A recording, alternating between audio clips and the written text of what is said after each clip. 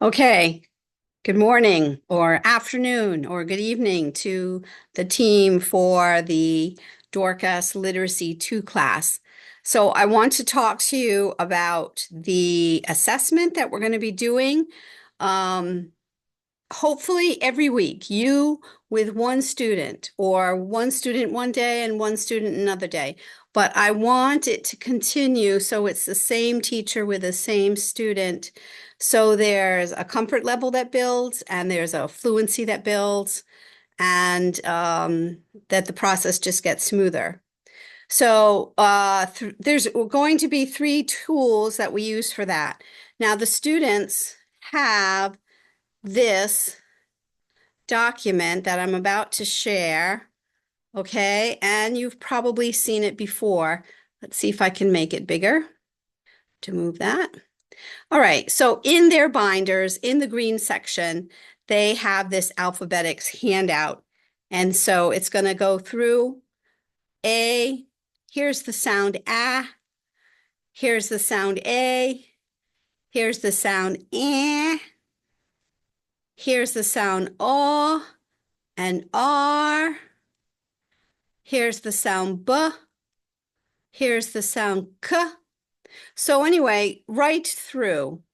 And I'm starting to go through this with the students a little bit at a time. And what I want you to do is give them the name of the letter so that they give you the sound. So you'll say, this is B. What sound does B make? Hopefully they'll say B. This is C. What sound does C make? And they'll either hopefully give you K or S. Try to get the K out of them. But if they say this one, you can say yes, but what's the other sound? All right. And then if they only get one, you can skip. What sound is this? Ch. We're going to skip this one. Skip this one. What sound does this CK make at the end of a word? Still K. What sound does this make? So if they get the answer right, let me show you something else you're going to be using. You're going to be using this form that's coming up to mark what they get correct. So let's see. So you can do it several different ways. You can either put a check mark, a, eh, all right? Or you can circle. You can say, yes, they have this one, but yes, they have one sound for the letter C. Maybe they don't have, let's see if I can move this. No. Let's see, I cannot move the page until I close the annotation. How do I do that? Sorry. Oh, there we go. So now I can move the page. So you can go down. I didn't erase. Anyway, here's what we have. Looking at the list, there are 1, 2, 3, 4, 5 A sounds. They only know one, they only know one. A B sound, 2 C sounds, 1 CH sound. I'm looking for the main one, ch. CK, D, 2 sounds of E. That's going to be short E and long E. ER is F. Sound, 2 G sounds, G and J. H sound, 2 I's. Short I, long I. IR is J has one sound, K has one sound, L has one sound, M has one sound, N one sound, and then the O. Oh, there should be another one. I'm going to put in a short O and a long O. And then 2 OR sounds. One is or, as in for, and one is as in color, Dr. Deborah. One P sound, a PH sound, QU sound, qua, R sound, S sound, 2 S sounds, so regular S and the vibrating S, Z.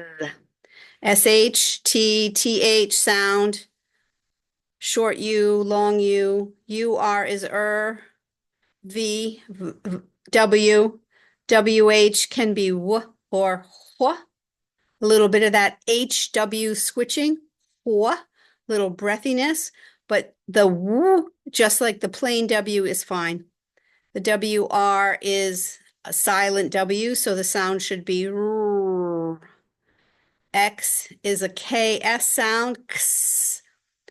Four sounds for Y, consonant Y, Y, as in yes, and then the vowels at the end of one syllable, I, the end of two syllables, E, in the middle, short I, and Z. Now, I also have on this diagram these vowel teams, but let's not use those yet. Let's just go through the A through Z in the upper part of the list. So I'm going to show you, this is a 2-pager. And so it looks like 2 pages, just like that. Okay. So if you're not clear about some of the sounds, please talk to me about that so we can make some notations to make it easier for you. And you can write on the left-hand side of this first column, whatever kind of little reminder note you mean. I'm going to ask that you try not to add any vowel sounds to the consonants. And it's a mistake that I make a lot and everybody does, but just try to be aware of it so we make it not too many times. Like instead of for the B, we might say ba, which is a BU. Instead of for T, we might say t, which is a TU or a TA, depending on how you think of it. So try not to add those extra vowel sounds, but to get just the consonant sound when you're either suggesting them or correcting them. But when they do it, it's fine. As long as they have that consonant sound, it'll be all right. So that's the first part. And that form, let me show it to you again, has several columns of the same list of graphemes. Grapheme is how we write a sound. Phoneme is how we pronounce the sound. So here these graphemes are in 1, 2, 3, 4, 5, 6, 7. You're going to do one column each week. So we're going to be able to compare 7 weeks and see if there's any progress. So this week, you're just going to be using the first column. Let's see if I can get this to highlight. I have forgotten all my Zoom skills. There we go. So you're going to use just this column here this week. You're going to go down. You're going to go on to the next page and you're going to do this. And you're going to either, as I said, check or circle. Maybe we can decide what might look easier. Circle the ones that they know, and maybe you can put a cross through line if they don't know something, or just leave it blank. All right, so I would like us to write the date up here. So if we do this on Monday, we'll put 10 slash, what is it, 28. And if we do this column on Tuesday, 10 slash 29. No, it would be the following week, whatever the day is. But this one for this week, next column for next week, then the 3rd week, the 4th week, the 5th week, the 6th week, the 7th week. And I think that brings us to the end of our trimester. All right. So let me get rid of this. All right. The next thing we're going to do, provided the sounds went fairly well, we're going to use this book next. Student Reader 1. And the very first page that we have material is page 2, page 2. So at the very top, it tells you which little sight words they might need to know. The, at, on, had, and or a.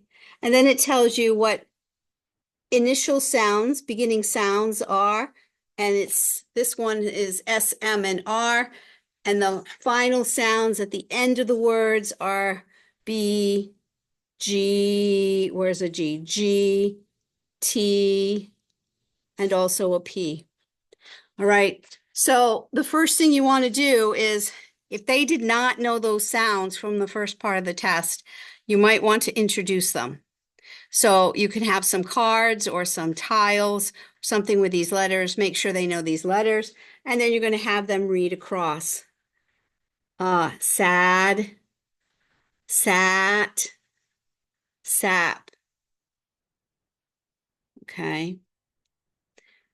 Mad, mat, map. Rat, rag, wrap. Okay, you're going to go to the next one.